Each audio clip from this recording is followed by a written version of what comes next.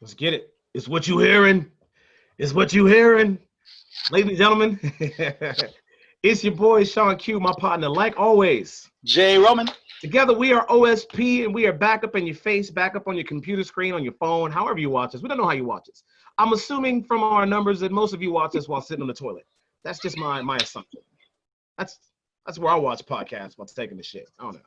If you know what, I'll address that on the Instagram. I do not do that. You are full of shit, sir. Let's get right into what's poppin'. What is poppin' is we just had another loss in our community.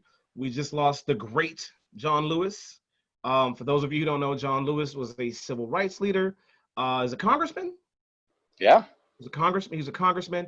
He marched on the Selma Bridge with Dr. Martin Luther King Jr. Just passed away, and they did what I thought was some awesome shit, and that they took his coffin and they rode it back over the Selma Bridge one more time, which I thought that was pretty dope. That was a dope moment for not just Black history, just American history in general. Just to see how far we've come from that moment to 2020, especially with what's happening in the world right now. I thought that was a real cool, real somber moment. You want to speak on something about Mr. John Lewis? Yeah, I just want to say thank you, really. You know what I mean? He did things that I don't think I'll ever even fathom what he went through. The man was beaten dozens of times and jailed dozens of times, threatened hundreds of times likely, still decided to put himself in harm's way so that you, my daughter, my wife, a bunch of my family could have more freedoms and more equality. Didn't ask for anything but equal rights. Like, that's it. You know what I mean? And people want to say, you know, and I don't mind the phrase Black American. That's great. Big thing about it, though, is, and a lot of people that forget, he was fighting for freedom as an American. Of course, a Black American, because the systemic issues throughout the whole country are there. But people forget he was American, fighting the American way, peaceful protests. You know what I mean? You can't get more American than that. And people forget that kind of shit. And it's like, you want to disregard him for whatever you want. You can't forget it. He fought for more than we ever will. You know what I mean? You know, and it's like, I can't imagine what he went through. You know, and then, of course, seeing his friend Martin Luther King shot. And then, of course, he died, unfortunately, 80 years old, cancer. Cancer comes for everybody, it seems. But you know what, though? He left huge legacy to follow. Huge. Absolutely. And we're going through it now. And I hope he was proud to the day he died. You know what I mean? Of what we're trying to accomplish here. These protests we have and these marches we have wouldn't be possible and as prevalent as not for people like him, if not for John Lewis. So we honestly say thank you. Rest in peace, rest in power. You definitely left your mark. And I say all the time, my biggest fear is dying having left no mark on the world, having not changed the world in any way. So when somebody leaves a mark that huge, I salute them. I appreciate that. And so we appreciate that man. Unfortunately, we're going to go from beautiful Black history to what the fuck is this nigga doing to Black history? As a follow-up, he's trying to rewrite it.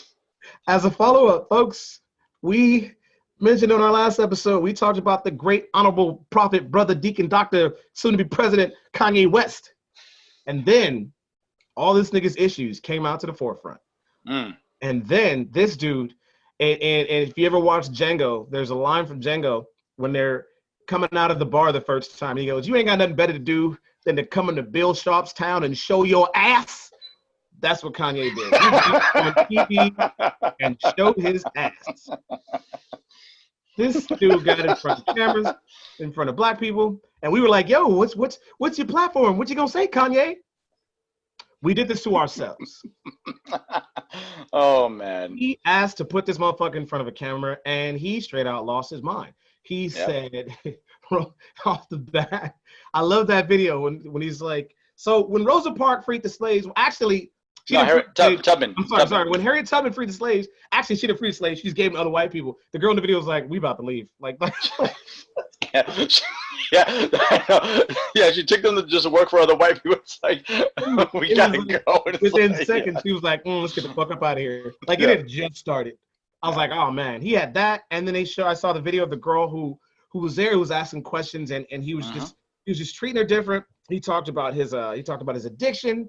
Which, I mean, I guess you want to hear that. You want to hear if somebody's running for office, you want to get all your bullshit out the way because you know it's going to come up later anyway. Yeah. But not in the way that Kanye did it. Yeah.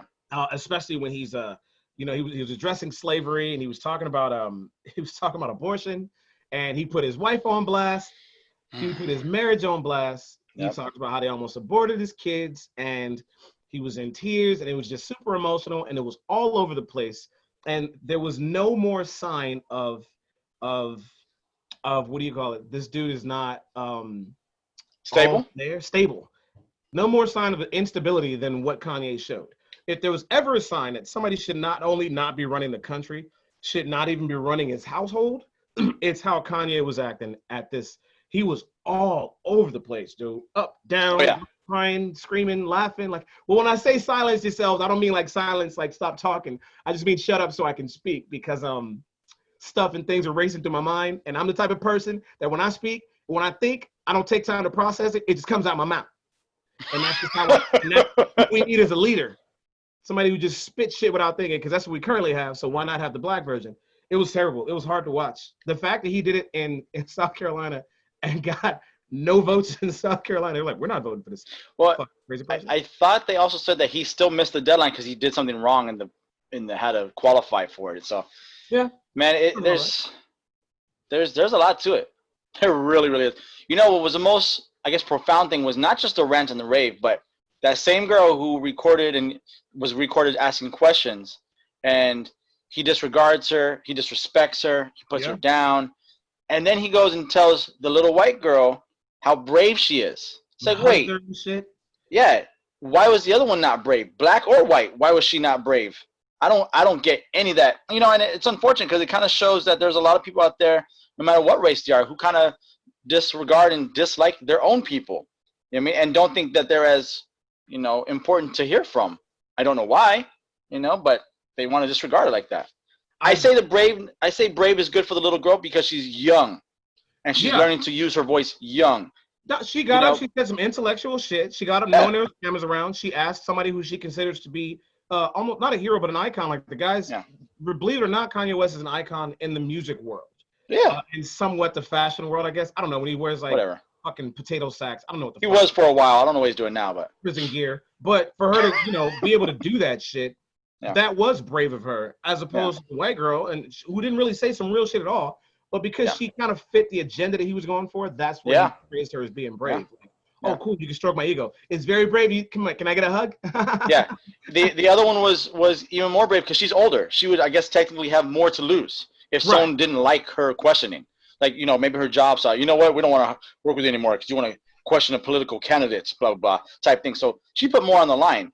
Bravery, you know, is I don't know how you really gauge that, but I just thought it was so much nonsense. And it was just kind of telling his own feelings about his own people, I feel like. You know, and you know he loves black people. Right. But does he love them when they're addressing him and asking him real questions? Or he just wants them to say yes? I don't get it. I really don't get it. He snaps off on them because they don't have all the answers, Jay Roman. He snaps off on them. That's what happens. You don't see him snapping off on white people anymore. He used to. Not anymore. To stay in politics, there's a video that's circulating. Do you want to hit this one?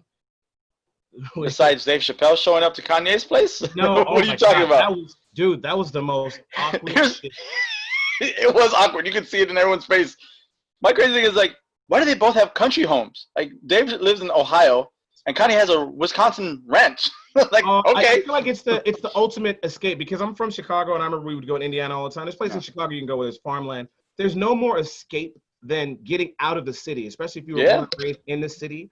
You want to get away from the rush. You want to get away from the loud noise and them people honking at you and cussing at you and catch you on the street. You want to get some farmland, go out in the fucking nowhere. I get that part. I understand that. That's like Brock Lesnar, giant motherfucker from Minnesota.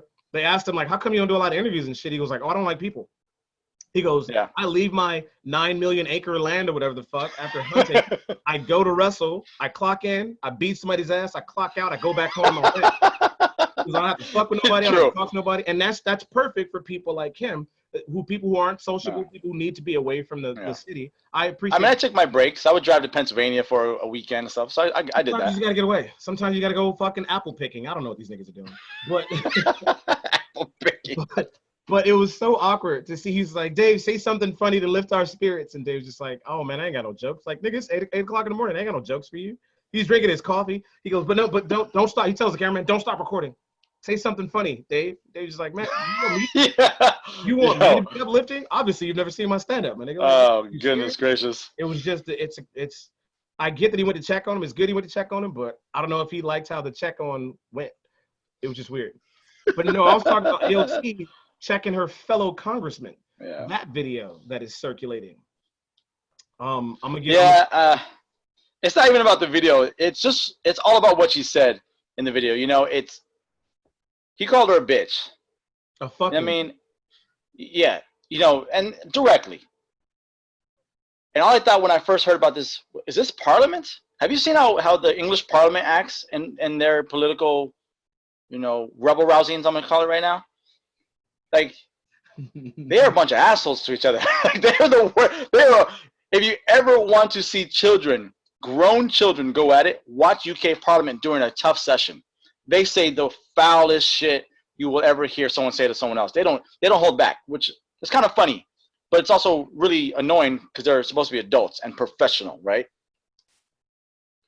You call a fellow congressman in any parliament, any Congress, a fucking bitch.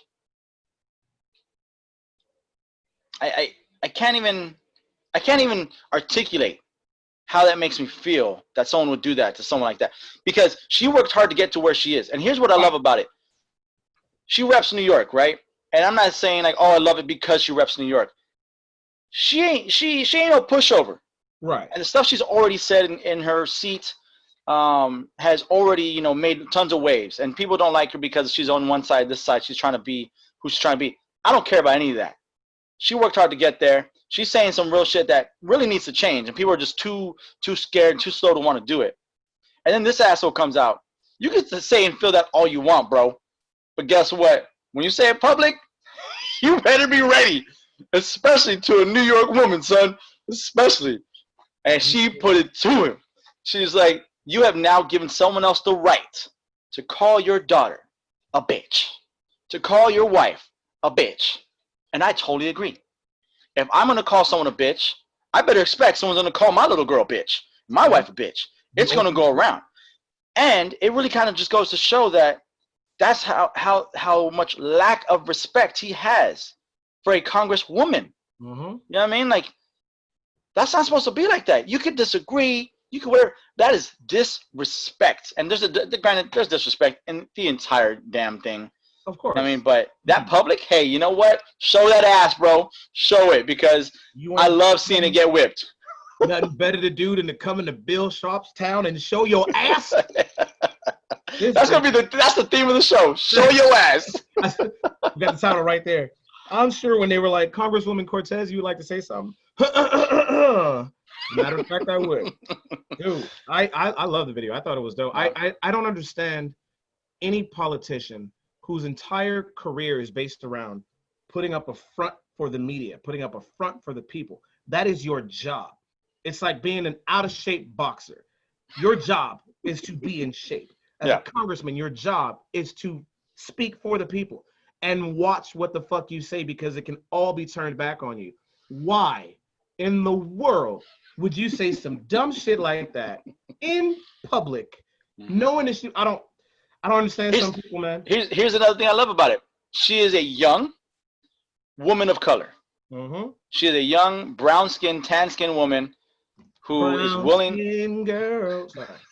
Okay, I like brown-skinned lady from Black Star. You can sing that. You can sing that when you want.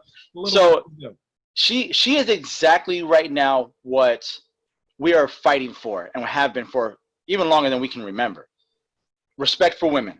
Mm-hmm. Right? We've done episodes on respect for women, respect for Black women, especially respect for all women of color, women in power. I'm not intimidated by a woman in power. I'm not intimidated by a woman who has lots of whatever. I actually find that I find it extremely attractive, extremely attractive. You know, my wife is a big boss lady where she's at. She's not the top boss, but she's getting up there. You know what I mean? And like, I just find it super sexy. Here's my thing about him, though. It's like, yo, did you need a Snickers break? Congressman, you should have a Snickers. Why? This fucking thing. Because you're not yourself when you're hungry. Were you hangry, bro? I mean, you just told me Mr. Mark on this. And then what does his wife and his child say when he gets home? Dear, you really messed that up. Or do they not care? You know what? She was a bitch. Like what is it? I almost guarantee you, somebody like that who's been in power that long, his wife and his kids, like, their opinion doesn't mean shit to him. Because if he truly respected them and didn't talk about what they said, or what they thought, he wouldn't have said that. Great point. Definitely wouldn't have said that in public. So I'm sure if he got home and they're like, "Oh, honey," he's like, "Shut up, bitch. What are you talking about?" Like, he doesn't. I doubt he says that, but I bet you he probably disregards a lot what she says. If he says that about a woman in public, why would he not say that to his wife behind closed doors? Like, or think it. Well, that's what I'm saying. If he's dumb enough to say it, why would he not say it at home where he feels like he's comfortable in the comfort of his own home? Yeah. That's like people don't just say racist shit in public. They also say racist shit when they go back home. That's where they feel comfortable. That's where they say the most racist shit. So I'm pretty sure he don't give a fuck what they think. And I'm pretty sure at the position of power he's in, they don't check him. I'm sure he didn't get home and his wife was like, "Oh, you fucked up." I'm sure if his wife put his finger up, he's like, "Say something to me, bitch. I dare you. I already had it today. Not today. I'm on the mood for any more of this shit." You know what I mean? So I don't know. In the mood. Right. That's pretty much wrap. Let's get on a little bit lighter side. A little bit lighter side. So oh my gosh. It's July. It's 2020. And I feel like we've been waiting for this for like 10 years now. Fucking new game console launch. How long has it been since Xbox and PS4 came out? I think I don't remember when PS4 came out. Because remember, I jumped from 2 to 4. When 3 came out, I was deep in school and all that. I had no time to even think about it. Then 4 came out. I got it as a gift. One of the greatest gifts ever. But I don't know. It's been, I think, a decade. Pretty sure it's been a decade. At least a decade. Maybe 8 years. So we got. I'll look it up while you're talking. We got the news for the new launch of the Xbox X and the PS5, and the pictures were so fucking hilarious. And the best meme I've seen was you take the big ass cube of the Xbox, is what it looks like, and you take the sleek ass, weird looking Japanese building of the PlayStation, and it looks like Wall-E and Eve. And I was like, that is perfect. That's exactly what Wall-E, Eve. Yeah. It looks like one is all sleek and new, and one just looks like a fucking box that you want to chuck at somebody's face if they break in the house. I feel like I don't remember the company. So PlayStation 4 dropped 2013, November 15th, 2013, apparently. Okay. In the U.S. and Canada. So 7 years. So it'll be by the time this one comes out 7 years. So that's about the right cycle, I think. There's a company out there that is offering gold-plated PS5s. Gold, platinum, and rose gold. There's not even a price on it yet. But the controller, it's all custom plated. Right. I can't wait to see the price on that thing. You know what I mean? Like, that's super baller status. They're gonna be very limited. Of course. I can't wait to see, like, which athlete the rich sheiks have something like that. Oh, it's gonna be some which rapper, which fucking Quavo is gonna have his controller next to his fucking. Look at my PlayStation. Shut the fuck up. I'm not even gonna mention the company because it's just so ridiculous. I feel like they should do with Xbox, since it's just a brick anyway. Just make it a gold ass brick of a fucking system. Gold brick. Like, yo, man, I got these gold bricks playing on my Xbox X. Just dumb shit like that. I don't know. I mean, I feel like anything that comes out that's gonna be big, you need to make a baller edition for ignorant motherfuckers who spend money on random shit. Yeah, but I don't even think this is a company that, like, Sony's hiring. It's a company that does it. Definitely, yeah. Like a mod company. Why would you not be like, all right, so we got these 74 blood diamonds. You want to deck out your fucking PlayStation in blood diamonds? Yeah, for sure. Yeah, let me get all 74. Put them on there. I feel like that happens. It's like, we'll get into sports later, but it's like the people who can afford to get the cardboard cutouts of their fucking face for Dodger games. Like, I can't be at the game, but I will pay money to put a cardboard cutout of my face there so it feels like I'm there.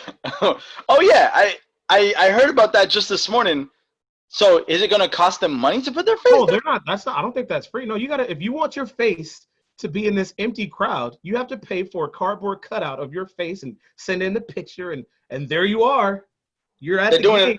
They're doing it all wrong. You're at the game. If the Dodgers want to be super popular, They should offer that for free.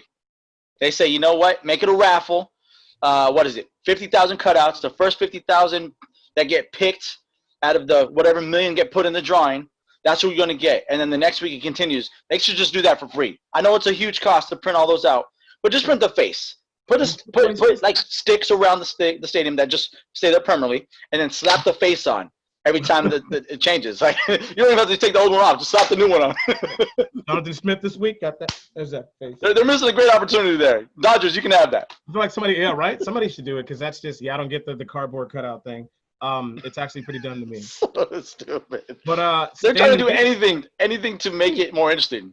Anything. Staying in video games. So a good friend of ours and a longtime listener, Lil Drummer Dude. We were playing Call of Duty, and yeah, what was up with that? Okay. He got banned, and we started by who? By Activision, who makes the newest Call of Duty. And as we're reading, or was it Infinity Ward? It's one of those two. I don't know. But he got banned, and the only thing he can say he did different was he changed his clan tag to BLM, Black Lives Matter. Oh. So the only thing he did different. And so in order for you to get banned, somebody has to complain about your play style, the way you speak, or your clan tag. Now, when we play, we all play in one party, so we can only hear each other. So it wasn't one of us.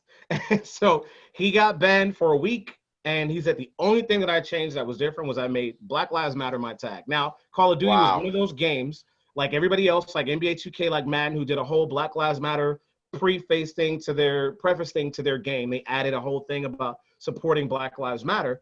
Okay. And then they banned somebody because somebody complained that somebody had a Black Lives Matter clan tag. So I feel like I'm sorry, finish that. No, I just feel like there's a confusion. It's a we support this cause, but if you supporting this cause offends somebody, you're not allowed to support that cause with us. And that to me makes no sense. You know what sucks is someone may have complained about that, and I feel like Activision would be like, okay, whatever. But maybe they made up something else because they knew BLM wouldn't get banned, so they said something else. Like, oh, he's been calling me, whatever, he's been called something. You know what I mean? Right. Like, and that's my thing is if he's only in the crazy. party chat, there was nothing else he could have been doing wrong. He didn't have any cheating controllers or anything. I didn't get it. But on that topic, in that people are with the cause but don't understand the cause, we get to what's happening with social media. Social media, like we had this conversation a couple weeks ago, it happened to you. Social media is now getting to the point where the people who are running things like Zuckerberg and them are trying to restrict what is considered offensive. But in their attempt to restrict what is considered offensive, they're doing what's considered offensive to them, if that makes any sense. So like you posted something. Yeah. You posted something. What is it you posted? And what did Instagram tell you? Well, funny thing is, I actually reposted something that just talked about gun killing or I guess gun deaths, right, by police in different countries. So I reposted it, and it immediately gave me like click here, hidden content because of incomplete facts. Right. But when you do that, it just says, inaccurate facts, whatever. It doesn't explain to you until you click it that the facts are incomplete, or they haven't done enough homework on their own to know that that's real or know that the facts are true. And granted, was maybe one thing exaggerated or not completely put together for like the Poland death rate? Yeah, possibly. But my thing was, you didn't check the original post, but you checked mine. So what happened there? And the original post was by another Latino guy. You know what I mean? So I even told him, like, yo, they checked my post talking about, inaccurate content, but yours is still up. I don't care about that either way, but it's just kind of what made them choose that. And here's the thing about these platforms. They've only recently started doing it because people are really, really asking for it. Because they needed to check Trump a long time ago. And finally Twitter put up a fact check thing. It says they're fact checkers. That's right. Twitter finally put up a fact check on one of Trump's tweets only, a month or two ago. And he got all a huff and a puff and talked about, we're going to take Twitter down. No, you're not, stupid. You're the idiot that put up the information that was wrong. Right. You know what I mean? And it was legitimate because he's always lying about about anything. And so it's like, wait, hold on. Now you're going to check something like that when you should have been doing that long time ago. And in fact, Zuckerberg himself said that they're not going to, remove misinformation ads that were political and whatever, unless they can find that they're from, some nefarious Russian hack group or whatever, they're not going to regulate that. And we're like, wait. So you're just going to let them put wrong information and you're not going to take it off. Okay, that's how this should work. And that's the unfortunate thing about social media is like the scope is so limited for a lot of people. And the fact you can say whatever you want and people will take it as is. And again, only follow what they want to follow. Right. They won't seek it out. Most people won't, I guess you could say. And it's unfortunate. So I don't even know what to think about it. I got fact checked. I was like, okay, whatever. I didn't even take it down. I'm gonna leave it there. It's like my mark. I don't understand how you can have a business and run a social media platform and say you're gonna fact check. This is me and my Willy Wonka. When 75% of the girls on there who put hashtag no filter are just covered in filters and fakeness. Hashtag the real me. You're like, really? Down to the fake titties and the fake lips and the fake eyes and the eyelashes and the booty and the Photoshopped and the filter. That's the real you. Fact check. That ain't you, chick. You don't look like that. I don't get that shit. So staying on Instagram, this is a moment where I wish we could have Veltria on, because what has been so far, if you haven't been watching these versus battles, people, the concept of it was brilliant. Swiss Beats and Timbaland were like, let's just do some battles. And it worked out perfectly because of the whole quarantine thing, because they could do it online and everybody could tune in. But the one they just recently had, upon hearing it, I was like, this might be a fucking shit show. This might be a train wreck, because it was Dogg versus Dogg. DMX versus Snoop Dogg. And it was incredible. It was everything you would expect to see from two old-ass rappers sitting in a room together, song for song, performing some of their best hits. And I mean, it was so good to see big out of shape DMX, old ass gray dreads having Snoop, and them just going back to back with songs. It's funny, as they're battling, you see all these celebrities, Lawrence Tate, fucking Kyla Pratt, Keisha Cole, all these cats, Dr. Dre, and I'm like, yo man, what? This is incredible. We needed this. I didn't know X got big. And then some people were like, I didn't know I didn't either. X had this many hits. And people were like, I didn't know, because you think Dogg versus Dogg, and the biggest thing was Snoop Dogg's been doing it forever. So, it's not even a battle. But only a few years longer than DMX. Exactly. However, he stayed consistent after X stopped. And that's where it was like, he has way more hits. He does have more hits. But when he was bringing out some stuff, people were like, oh, even Snoop was like, oh, I forgot about that one. Like, that's my jam. He whipped out some with him and Aaliyah. He was doing stuff with him and Swiss, him and Jada and them. The one with LL and. I told you, man. I told you, X has them hits, man. People don't remember.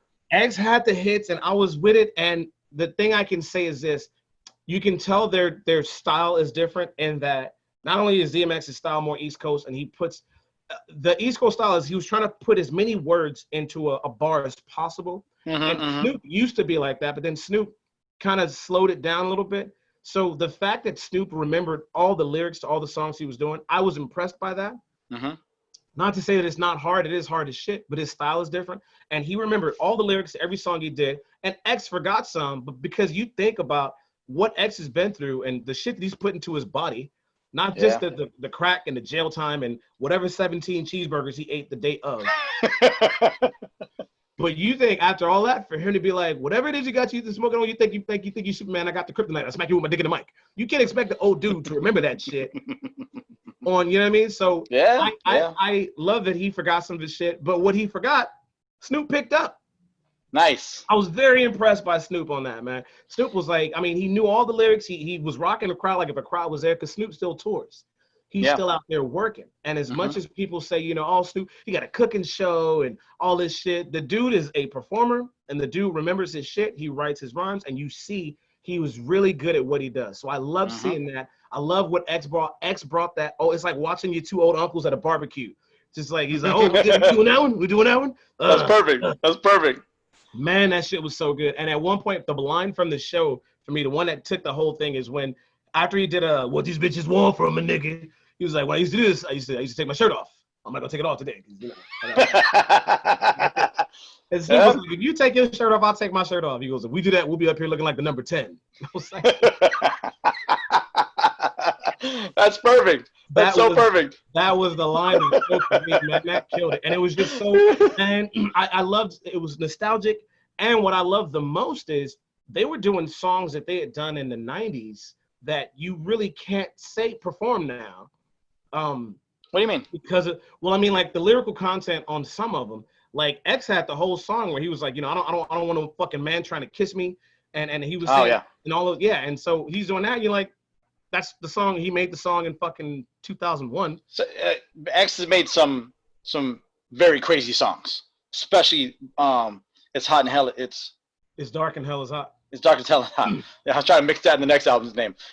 Especially that album. And there's still that disturbing song now that when I listen to it now, I got to skip it because I used to listen to it a lot before because I love the tone of it and the tune. Right. And I love how vicious it is because you're going after someone you hate. And so it's one of those kind of songs. But damn, man, it's brutal. I can't do it. I can't do it anymore. Yeah, I'm a soft man now. I'm a soft man.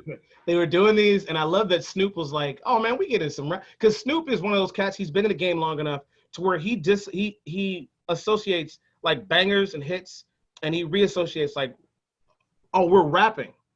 Oh, you want to rap. And so when he put somebody who's doing a couple of them, he goes, oh, we're going to get into some rapping shit.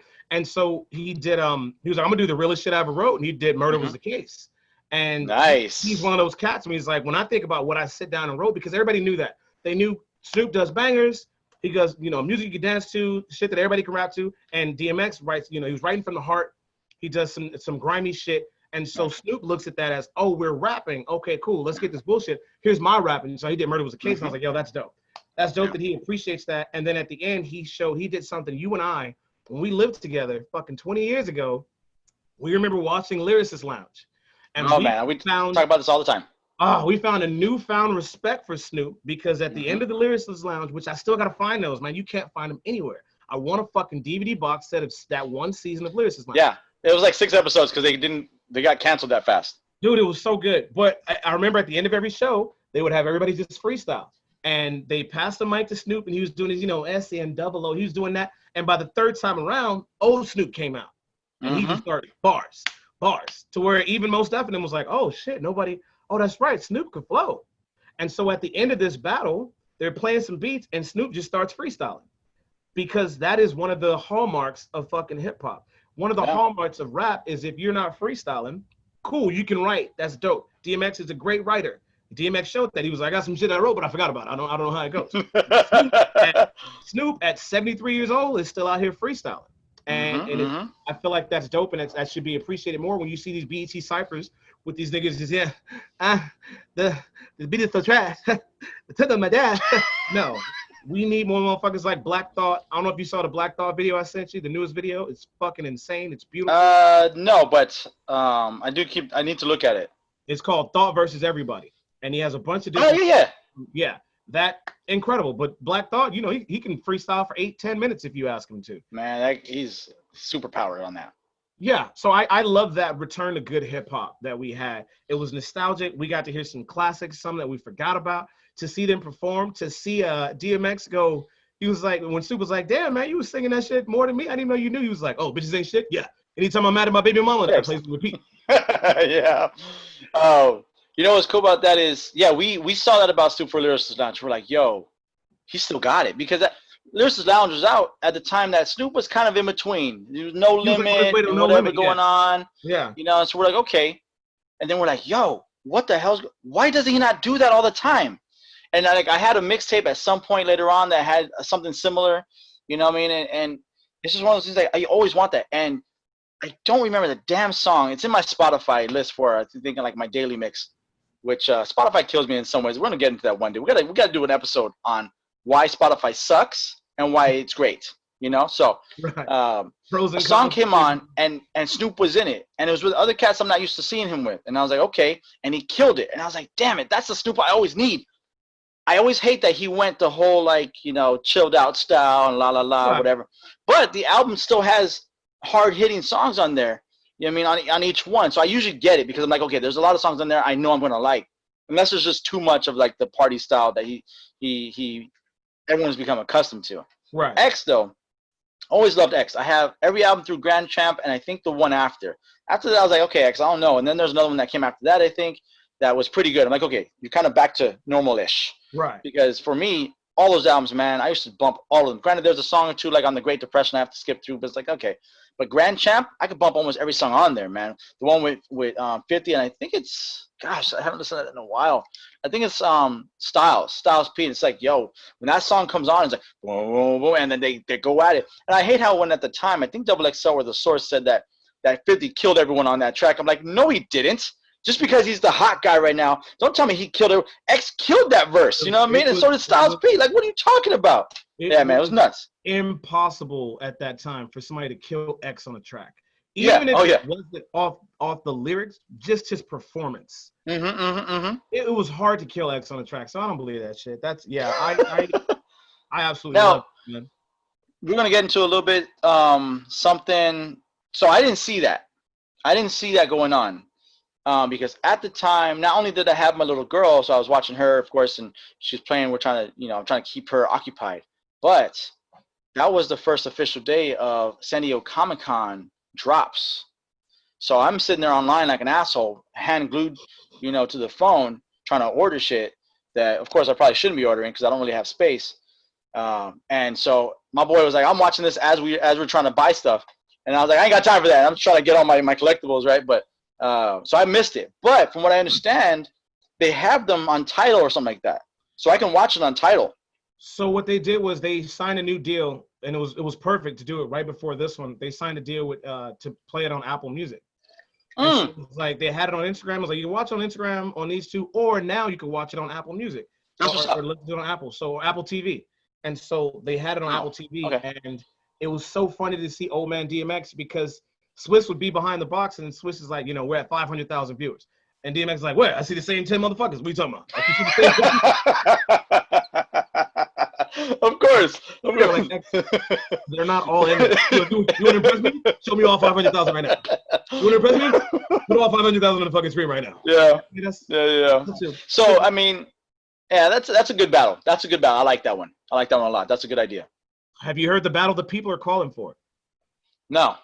So before we get to that, I just want to remind people who've known me for a long time about my strong, I'm not going to say hatred because I don't hate anybody, but my strong dislike for Chris Brown has only intensified because this nigga said the only battle I want to see with Chris Brown is Chris Brown versus Chris Breezy because I don't compete with anybody but myself.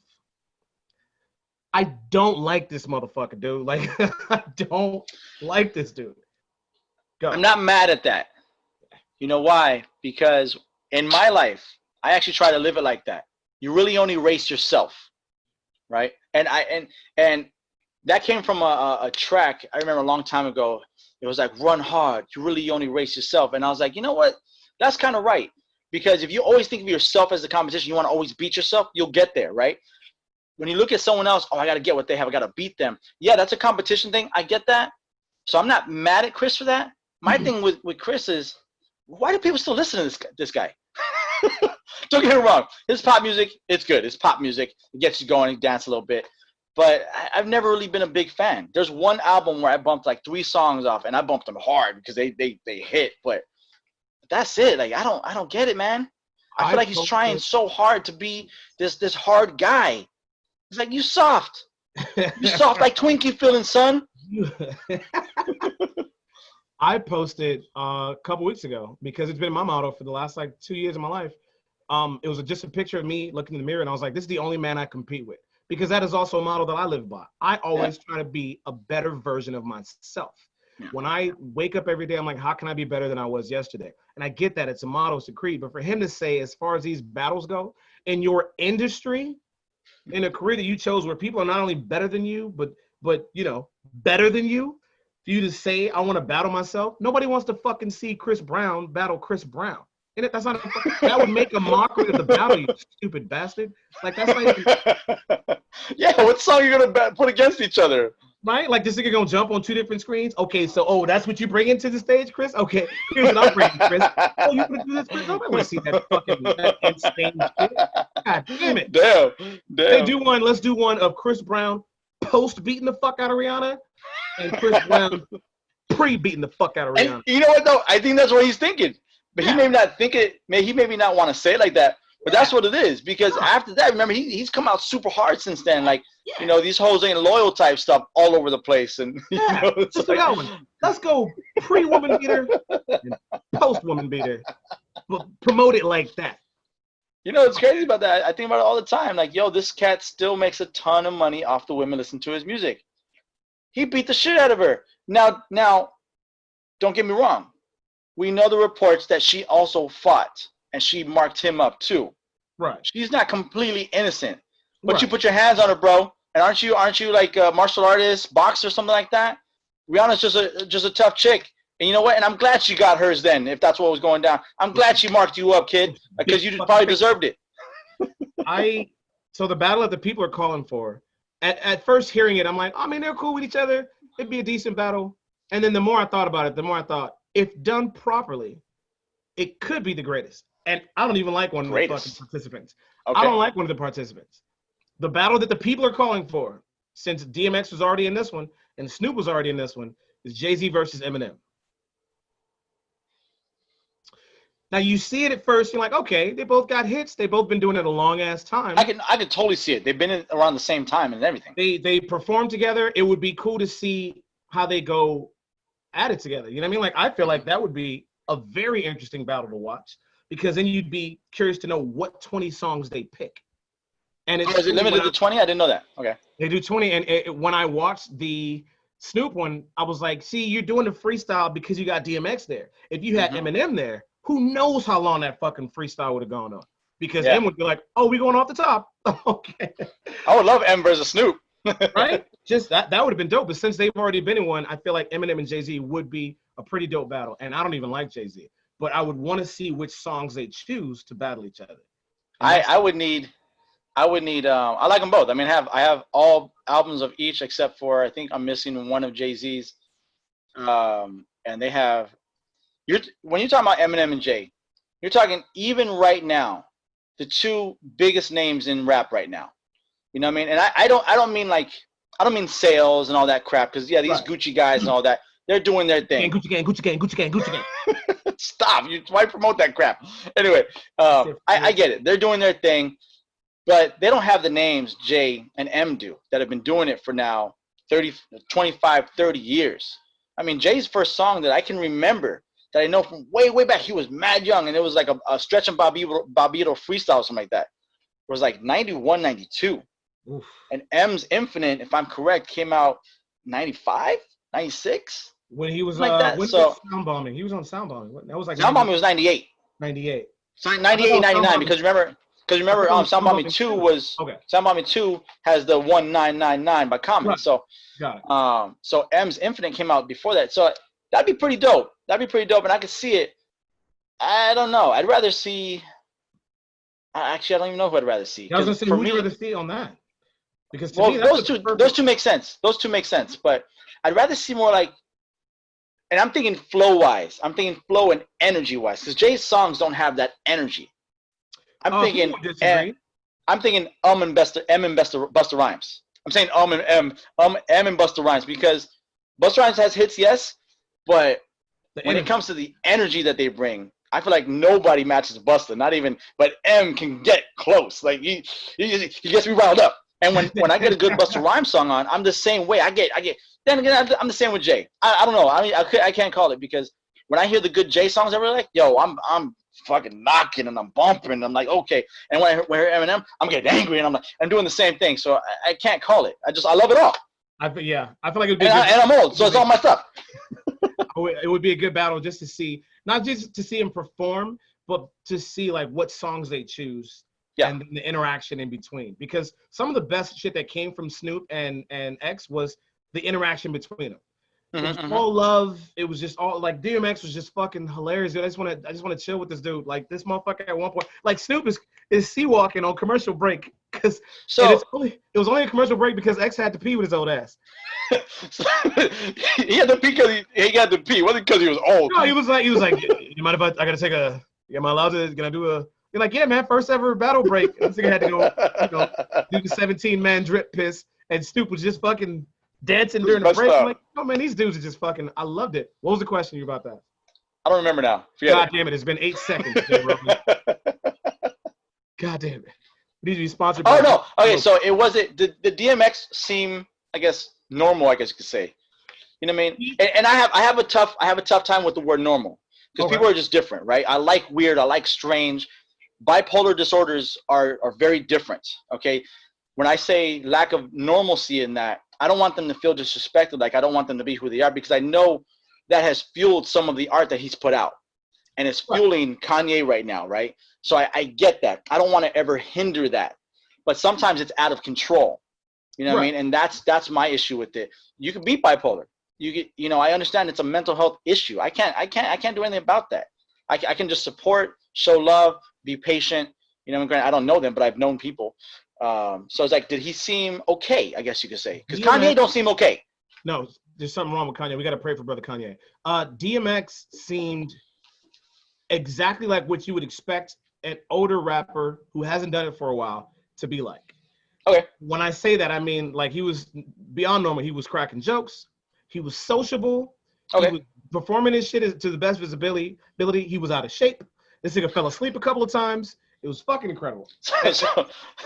Sometimes you look over and X was like, you know what's unfortunate about that is that unfortunately brings me the memory of the time I saw ODB perform, the one and only. He was on stage like this, just sitting, waiting for his turn. And I was like, man, I'm really sad right now because ODB was one of my favorites. Was my favorite of Wu-Tang. And he's just like, when's my turn? Like that's kind of how it felt like. And so, but he was just out of prison for only like 6 months at the time. So I don't know what he was going through, still. Yeah, no, DMX was fine, man. It was a good battle. And I can't wait till they start doing more. I'm happy this shit happened. Especially for our old school perspective on things. I like these battles because they're geared towards people like us. It's showing the newer school, like this is the music that your parents listen to, this music that influenced the music you listen to. And there's a reason why, like Vel said, she was at work trying to focus and she couldn't because she was just getting into some of these tracks like, oh, I forgot about that one. When you bring up the freestyling from Snoop, freestyling as a part of hip hop is one reason why I never tried to be a rapper. Never tried. I maybe wrote down lyrics to songs, or I maybe wrote my own songs to a tune that I liked or whatever. But I never tried to rap because I know you encouraged it because you're like, if these down south cats can rap all slow, you can rap slow, and you're right. But you know what? My memory is kind of crappy, and also I can't freestyle, and I don't want to be disrespectful. I don't want to ever go on Stretch and Bobbito or the Wake Up Show at the time. I'm thinking of that.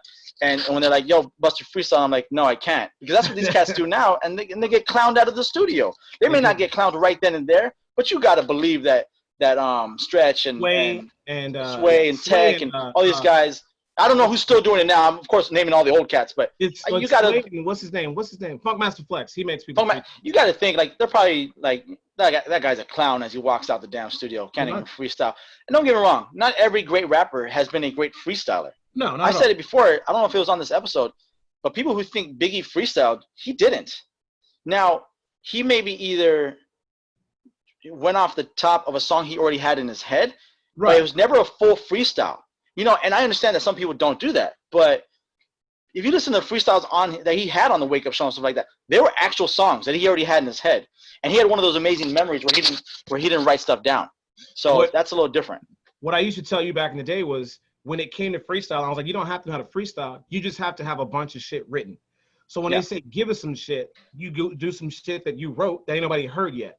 So it comes off as a freestyle, but even though you wrote it, if you want to throw, not everybody can be Eminem where they're like, all right, let's do the 5 beats to death. Like, all right, I mentioned like that. Brown paper bag. You start rhyming about the brown paper bag. But obviously you don't want to get caught in one of those.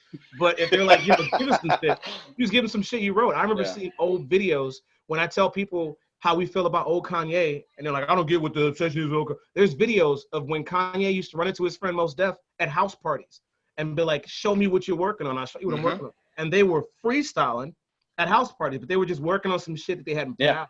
So it wasn't technically a freestyle, but we hadn't heard it, so it was new to us. At the end of the day, that's all people want. Give us something that's new to us. Give us something that we don't hear on the radio. What's some shit you've been working on?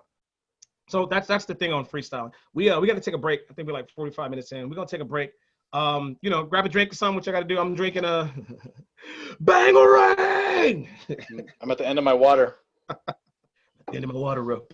We're going to take a break. Keep your ears open. Keep your eyes open. We'll be right back.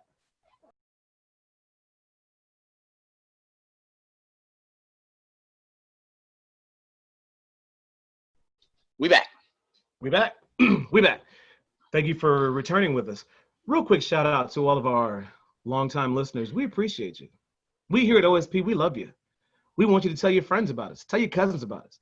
When you hop on social media and you see that girl you went to high school with, mention OSP to her. Maybe it'll get you laid. We don't know, man. We just trying to grow. Help Trying us to help grow. you. Help us. Imagine us on a grander stage, on a bigger platform. When you're like, yo, man, I had to tune in to HBO. I was watching OSP. They cut for makeup. They had a whole 20 minutes of them just talking shit while people were doing makeup on them. I can't. Such a dope ass box set. We're trying to get to that level. Okay, we're gonna get somewhere with that. So help us get to that level. Anyway, box set. So you mentioned box set. So I want to bring up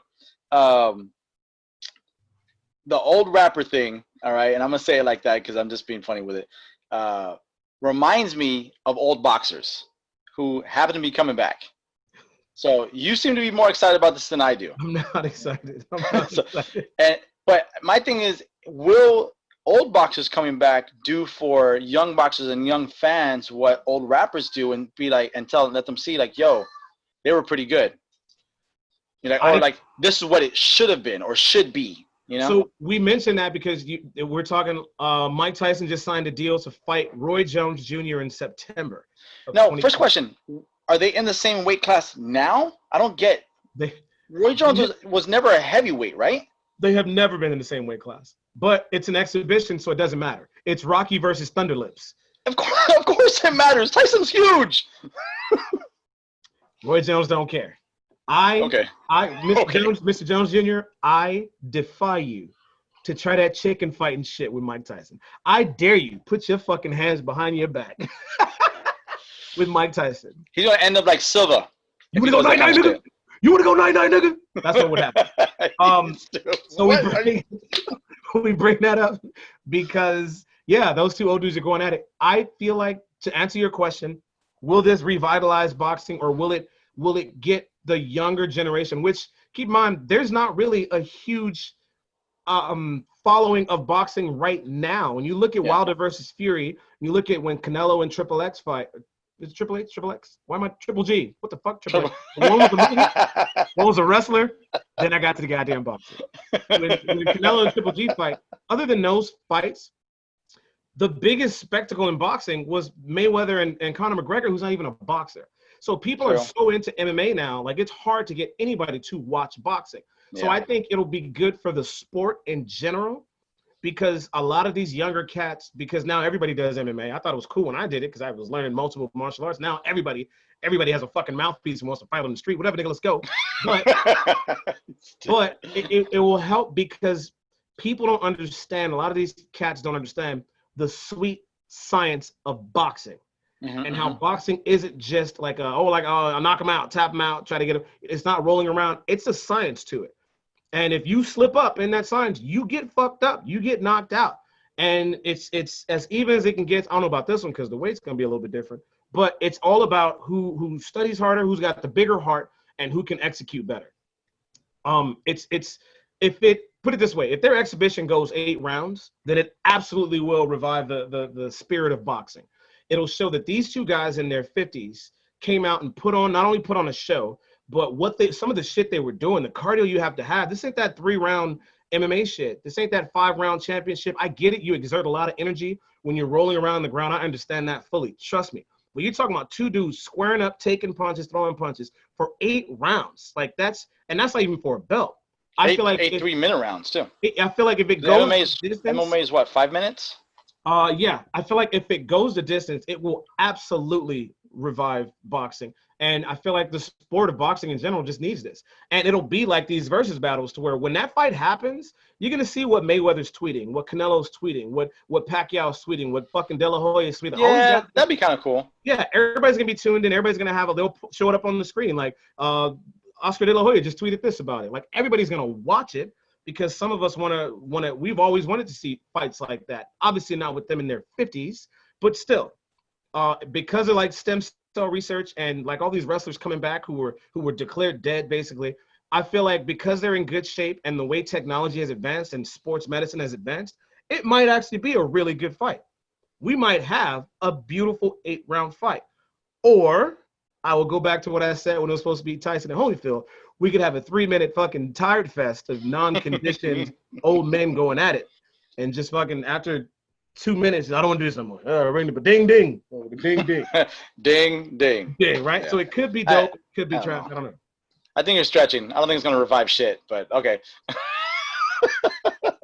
Moving on, baby. Moving on. If Tyson and Roy Jones Jr. go 8 rounds, and it's a beautiful fight, you don't think now all these other boxers are going to start coming out the woodworks and, well, what about this guy? I want to fight that guy. And now we're gonna have now wants to fight De La Hoya. We're gonna have senior boxing league. What are you talking about? Yeah. No. Some things need to just stay put away and retired. Yeah. You know who disagrees with that? George Foreman Sr. Whatever. Yeah. He ain't boxing. He was boxing anymore. He was way out of retirement in boxing. That's true. Old dude. But he was the only one. He was the only one, and it was an anomaly. I don't need to see it again. Over and over. Maybe it wasn't an anomaly. It could end up like Bernard Hopkins. They get knocked out the fucking ring. Like, maybe I should be retired. I was retired a couple years ago. That dude knocked me out of my sport.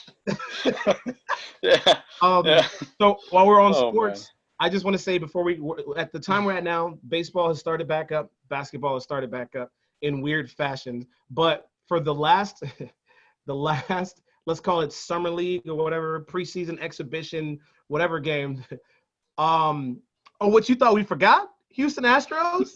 Y'all thought that because COVID kicked in, somebody wouldn't go come out here and start pegging you cheating ass motherfuckers? Nobody forgot. They just been waiting. He's been waiting.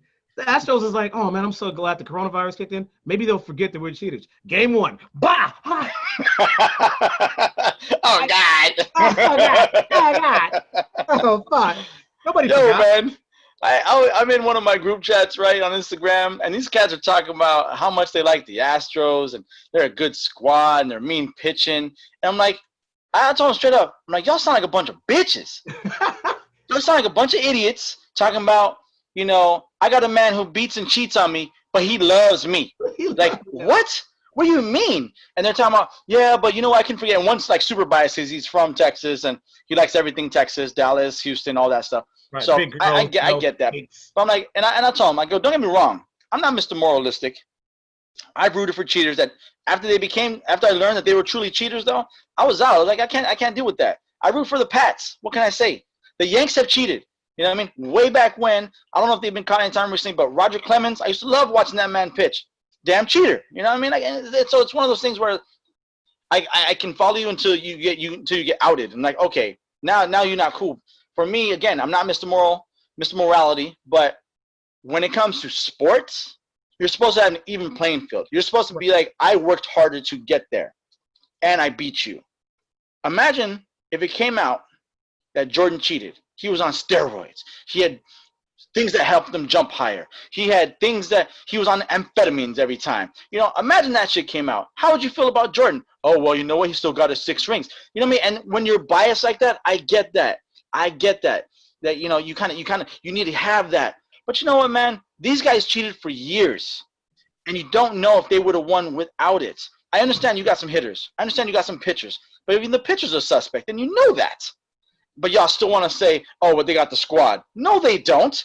You think they had the squad because they had a spreadsheet on what to look out for. They had signal calls from flashlights flashing at them. If you know what, and I said, when you know what the pitch is, you know how to hit it. You know how to swing. They're like, yeah, but you still have to hit it. They're professionals. They know how to hit it. Right. You know what I mean? So I hope one of them's watching this and be like, yo, he called us out. I called you out, but not by name, so you better chill. My group, my fellows, I couldn't believe what the hell they were saying. Some of them are Dodger fans. They're like, yeah, I'm a Dodger fan, but I still like the Astros. And I was like, what are you saying right now? What are you saying? Killing me. I can say this to them. Your old man say you stupid. You'd be like, so I love my baby mother. I never let her go. That's what you sound like right now. Like exactly. The Astros are your baby mama. Like you just like, what is wrong with you, dude? Like what is exactly? I don't get that shit. But yeah, I like they're still getting pegged. That ain't gonna change. Ain't nobody forgot. Staying in sports, some huge shit has happened. The best soccer team in the world. Huge. The best soccer team in the world, the U.S. women's national soccer team. There's a women's soccer league. It is the National Women's Soccer League. and they have a new expansion team that's supposed to come in 2022. Do you have the name of it yet? I looked up the name. I didn't It's see supposed it. to be they're just Angel City. Okay. Angel City. Oh, Angel City, like soccer club type thing? Gotcha, Yeah, gotcha. Angel City Football Club, probably. And so the people here are some of the names of the women who got together to purchase this team.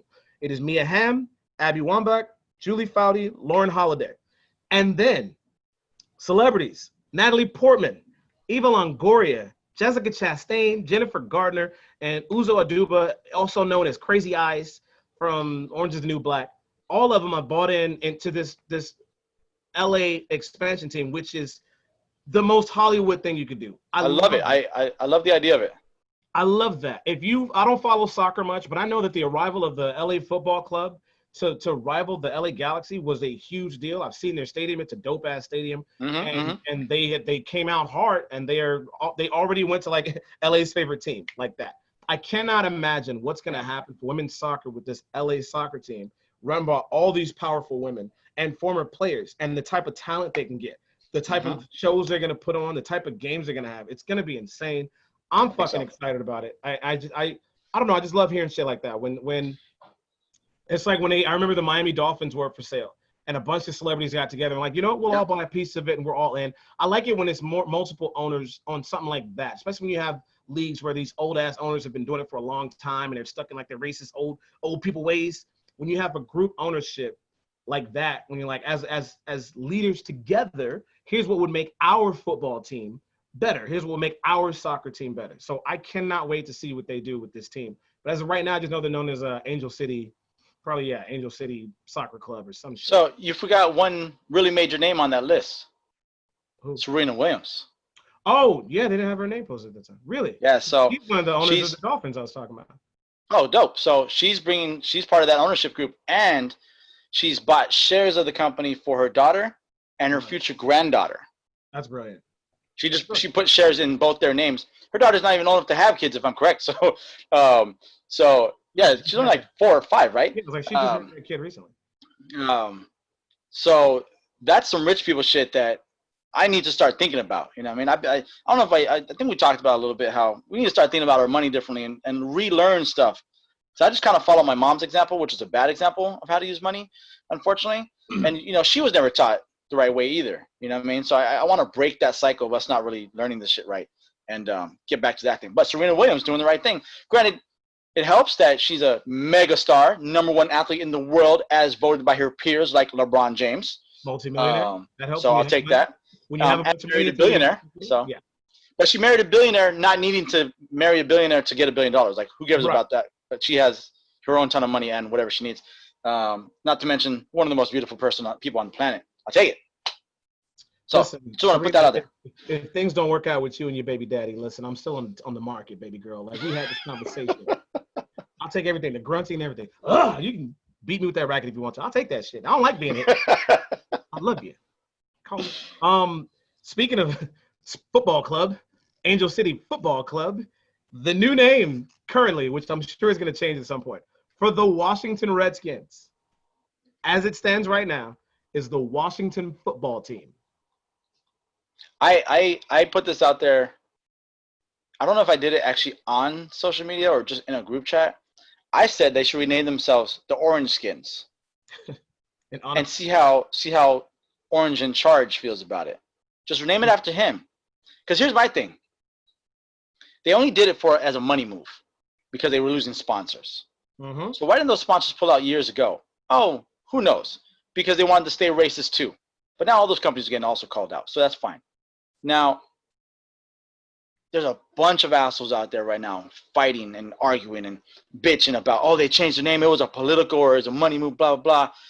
The logo was helped created by a Native American and this and that. You know what? Here's the thing. You don't know the circumstances surrounding the making of that logo, the naming of the team. You don't know those circumstances. You weren't in the room. So shut up, okay? And also, I don't give a shit if half the Native Americans in America like the name. The other half doesn't. So you know what? Get rid of it. It'd be different if you named themselves the Apache, the Navajo, an actual nation name. The No, Seminoles. they're called the North State Redskins. Seminoles, right. And Yeah. whether Redskins was a term of endearment when you made the logo, as you want to say it was or whatever, doesn't matter. It was still used derogatorily. Is that a way? Is that a word? In a derogatory way, to put down Native American people. So I don't give a shit what you got to say about it. Move on. Get a new damn name. It's time. And I think you said it best. I think you said something like every 50, 60 years, something like that, things change. You got to rename stuff. You got to redo stuff. That's how it goes. The current climate doesn't want that name there. So get rid of that damn name. It's that simple. I don't get the issue. But you know what? Name it the Orange Skins for a year. See how that man likes it. You know, see if he finds it offensive. Because if he does, then you should change it. And if he doesn't, you know what? By all means, give it to one person who gives a shit. I mean, come on, man. I feel like they should change their name to the Washington Pale Face Crackers. That's just me. This is my personal opinion. I don't represent both of us. No, I don't. I think the name change was way overdue. I think if you have a trash ass team like the Redskins, now is once again a perfect time for rebranding. Get some new jerseys, get a new logo, rename the team, bring in some new fans, make people happy to be part of your shitty ass trash ass team. Yeah. This shit, instead of looking at this as a down, as a negative, look at the positive. You can rebrand. People put out new jerseys all the time. The Chargers and the Rams put out their new jerseys for their new stadium. Put out a whole. You can do like a whole new thing where you rebrand your entire team. It's 2020. It's a year of fucking insanity. Yeah. It's a great time to start over with something new. Why would you not look at it like that? Fuck these old traditions. If you want to bring it to the next generation and teams like leagues like basketball, the NBA are spanning across the world now. More people are watching the NBA than ever before in history. If you want to compete, if you're the commissioner, if you're Roger Goodell, be like, look, man, I think now's an opportunity for y'all. Change it to something that the city agrees with, that you can keep fans with, and just rebrand your shit. It's not a bad thing. Just fucking do it, man. You don't have to be the Redskins. I don't get that. But the Washington football team is hilarious to me. You couldn't come up with anything better. At the end of the half, it's Bears 27, Washington football team 10. It reminds me of the Los Angeles Angels of Anaheim. Oh, my God. That's stupid. To see Angel fans in their seats, just like, what the fuck are we? Where are we? We're the Los Angeles Angels of Anaheim. And that made sense to everybody. That's one of the dumbest moves I've ever heard in sports naming. Sports branding. Football team 7. Wow.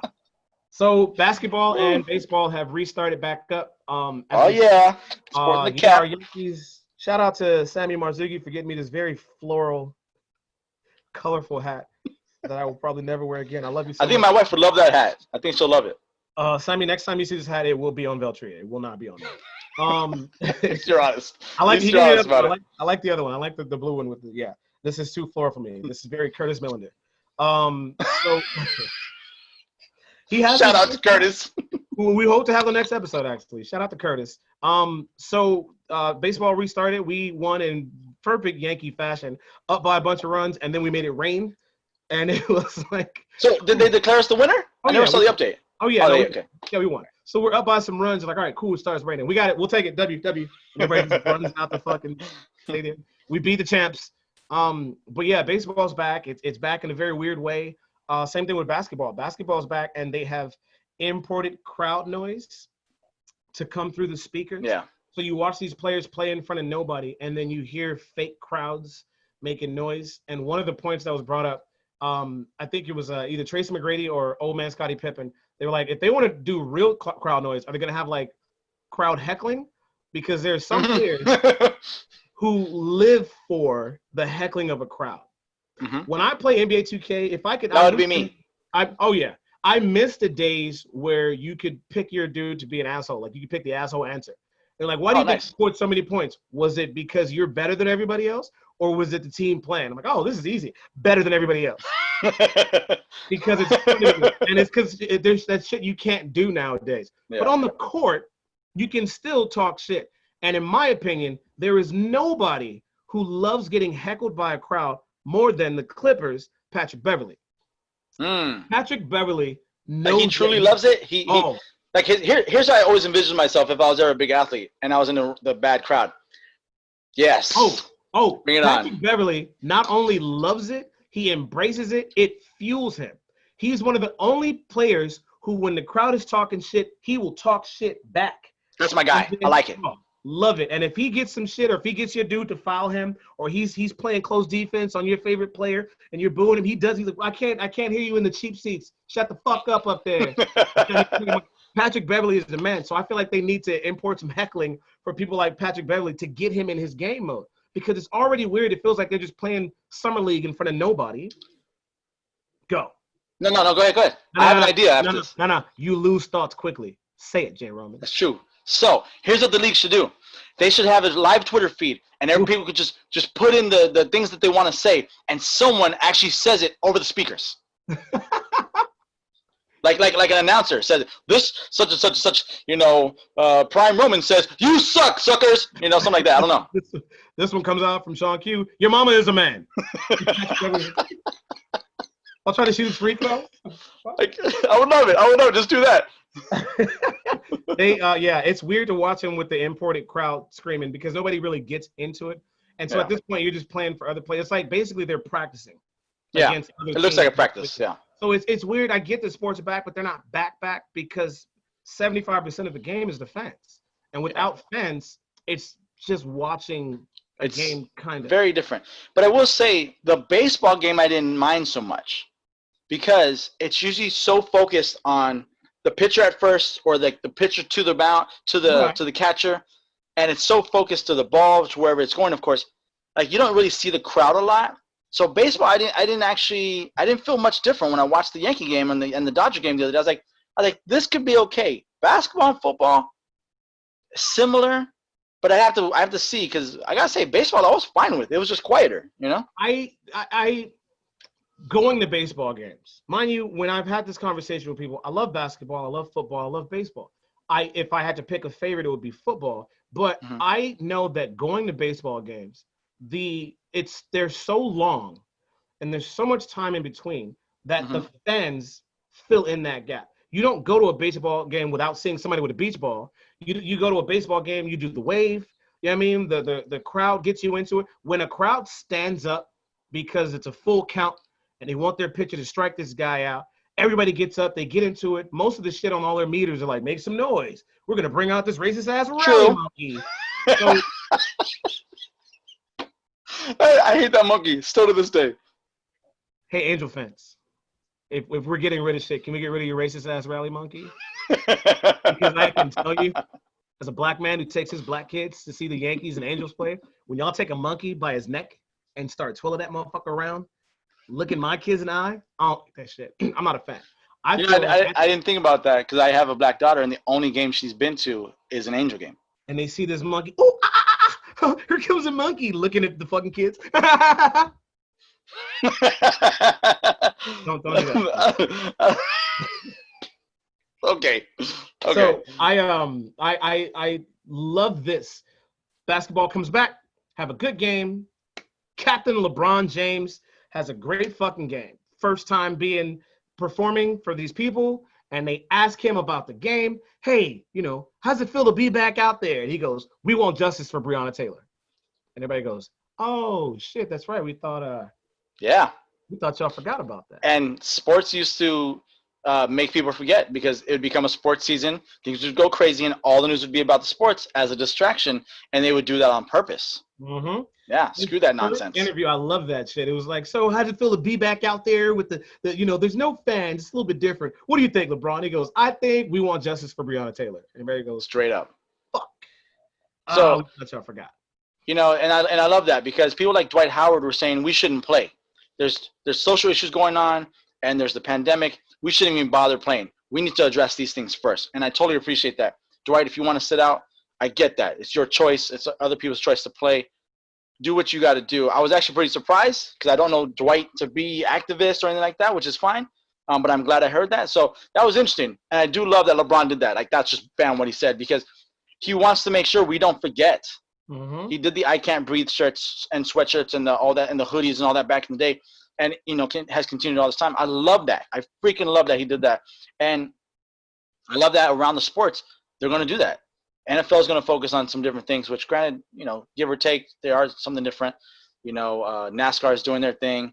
It's a nice it's a nice thing going on right now with the sports when they actually come back. We can't let people forget. You know, right now there's protests going on right now. People getting arrested back and forth. You got this asshole sending people into other cities that don't need their help, don't need his help. But you know, we can't let it down. We can't let people forget. Remember, we're coming for you in November. I think it's the counterpart to what Dwight Howard and other people like Dwight and not Patrick Beverly, the other Clipper, I forget his name, really good. But they said the same thing, like, we can't be playing because there's stuff happening in our society that we need to fix. I feel like the counter argument to that would be what LeBron did but you are now on a national stage, and now you have a platform. As opposed to you sitting at home and tweeting it to the few followers you have. You go out there, you just put on a great game. People want to ask you, hey, what's going on with the game? Now you can say how you feel about it. And that's exactly what LeBron did. I feel like it was perfect. He took that moment to be like, okay, everybody have a good time. You guys all are cool. We are the Duncan and then the pass. And we need justice for Breonna Taylor. And I hope he says it every interview until they stop interviewing him. Pretty much. And they won't stop interviewing him. That's the thing. Yeah, exactly. They won't. And if they pick somebody else, Giannis was protesting and marching. And so I feel like it's dope. I love that he used that platform to do that. You want to get into our what the shit, and then we're out of here. We're running over. You have a what the shit that affects you personally. Sure does, man. You're what the shit. You know, the commercial goes.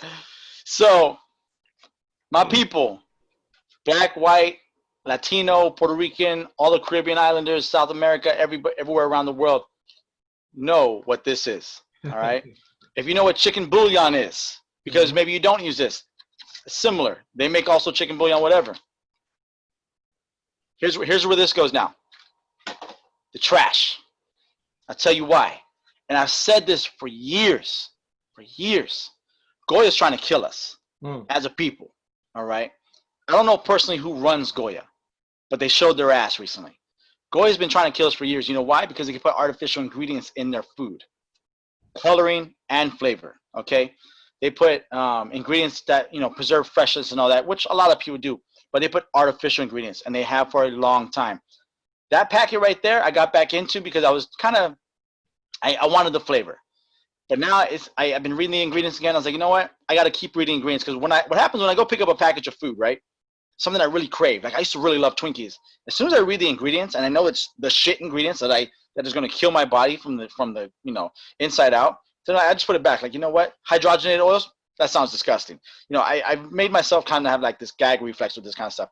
I did that with Goya years ago. So I started making my own sazon and my own adobo, which a lot of people use, right? With all natural ingredients, none of the food coloring crap that they put in and all that stuff, none of the preservatives, just doing my own thing. So I'm like, okay, now they come out talking about how big of a Trump supporter that they are. And I can't even express my reaction. All I could think was, well, that makes it easy. You know what I mean? Because I already didn't support your bitch asses. I was going to start a campaign. I've been telling Veltria for a little while, like, how do I start a campaign of anti-Goya? Because they are not for us, people. They are not for the Puerto Rican people. I don't care if they're run by Puerto Rican people. They're not for us. They're trying to kill us. They're trying to make us have nasty diseases that then we have to go deal with the shit healthcare in this country about. You know what I mean? They're not trying to really do what they need to do except make money. And that's obvious, especially when you support someone like Donald Trump. You know what I mean? You support Donald Trump, then it's like, okay, we only want to make money off this business. He's not doing anything for us except helping us pay less taxes and crap like that. And again, losing a friend recently to politics, we're going to call it. You know what I mean? He actually asked me about it when I was talking about the other day. And I'm not sure if because he saw the episode or he saw I stopped following him or responding to his stuff. But he asked me, so we're not friends? And I said, actually, yeah, I don't think we can be. I can't reconcile. And he's like, oh, I would hate to lose a friend over politics, but I understand, I wish you good health and all that. I'm like, I appreciate that. Unfortunately, it's not just politics. It's what these politicians are about. You know what I mean? When you think about what they're putting out there for their politics, it's not politics. It's humanitarian.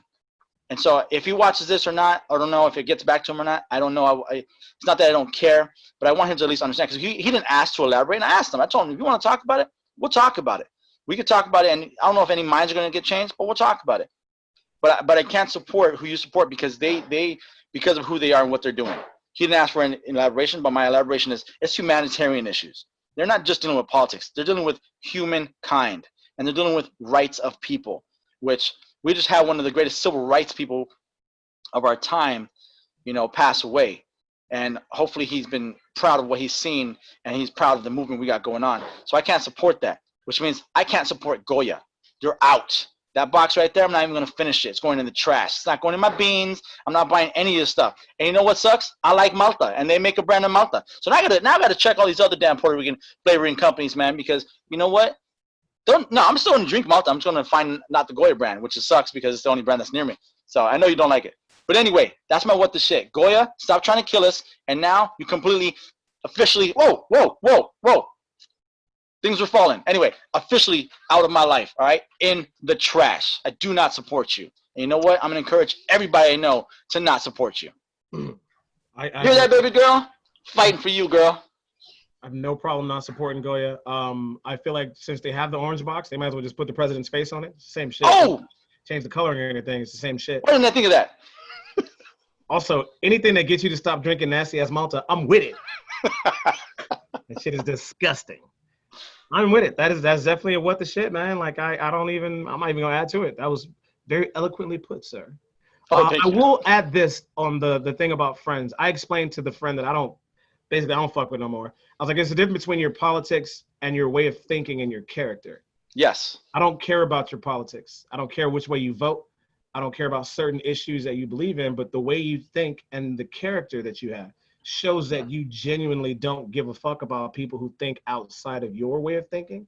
And I can't be friends with somebody who's not open-minded. And that's how I explain it. But on that note, we're going to get up out of here. Once again, we love you all. OSP fam, we are slowly growing. We appreciate it. We're getting bigger and better.